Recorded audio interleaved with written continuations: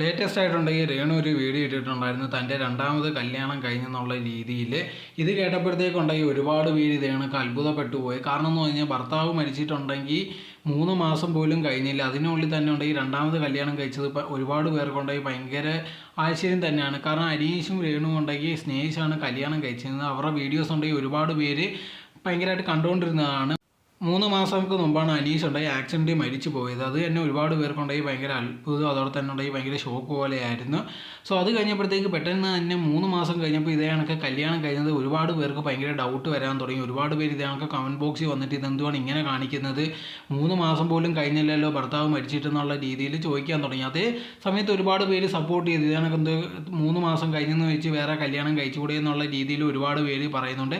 എന്നാൽ പോലും എൻ്റെ ഒരു അഭിപ്രായത്തിൽ തീർച്ചയായിട്ടും ഉണ്ടെങ്കിൽ നമുക്ക് വേണ്ടപ്പെട്ട ഒരാൾ മരിച്ചു പോകുമ്പോഴത്തേക്ക് 3 മാസം കഴിഞ്ഞ ഉടനെ തന്നെ വേറൊരു കല്യാണം കഴിക്കുന്നതെന്ന് പറയുന്നത് അത് കറക്റ്റായിട്ടുള്ള ഒരു കാര്യം തന്നെ അല്ലെന്നാണ് എൻ്റെ ഒരു അഭിപ്രായം. കാരണം എന്ന് പറഞ്ഞാൽ നമുക്കൊരു വേണ്ടപ്പെട്ട ഒരാളാണ്.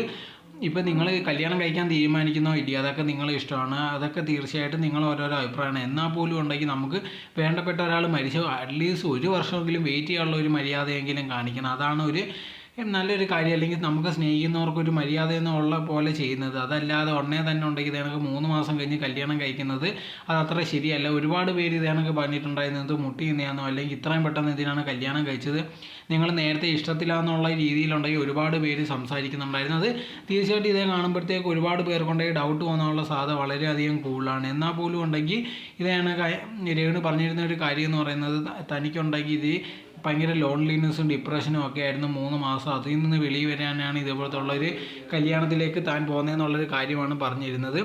സോ എന്തായിരുന്നാലും ശരി, ഇപ്പോഴും ഉണ്ടെങ്കിൽ അവർക്കെതിരെ ഒരുപാട് പേര് ഇതേണൊക്കെ വന്ന് കാര്യങ്ങൾ പറയുന്നുണ്ട്. എന്തിനാണ് ഇങ്ങനെ ചെയ്ത്, കുറച്ച് നാൾ വെയിറ്റ് ചെയ്തൂടെ എന്നുള്ള രീതിയിലൊക്കെ ഒരുപാട് പേര് വന്ന് പറയുന്നുണ്ട്. ഇതിനെപ്പറ്റിയുള്ള നിങ്ങളുടെ അഭിപ്രായം എന്തോന്ന് കമൻറ്റ് ബോക്സിൽ കമൻറ്റ് ചെയ്യുക.